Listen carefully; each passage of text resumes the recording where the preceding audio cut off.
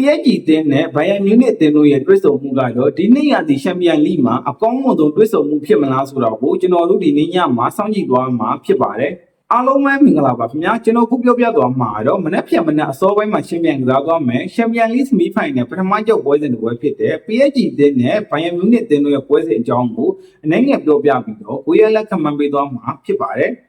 ဒီနှစ်သင်းကတော့ဒီနေ့ရာသီချန်ပီယံလိအုပ်စုအဆင့်မှာတစ်ကြိမ်တွဲဆုံထားပြီးတော့ PSG တင်းရဲ့အိမ်ပွဲမှာ Bayern Munich တင်းကပဲအနိုင်ရရှိထားတာဖြစ်ပါတယ်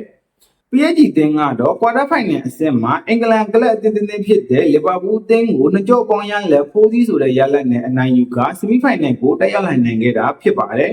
တစ်ဖက်က Bayern Munich အသင်းကလည်းကွာတာဖိုင်နယ်အဆင့်မှာတော့ချန်ပီယံလိအများဆုံးရရှိထားတဲ့ Real Madrid အသင်းကိုအနိုင်ယူကဒီအဆင့်ကိုတက်ရောက်နိုင်ခဲ့တာဖြစ်ပါတယ်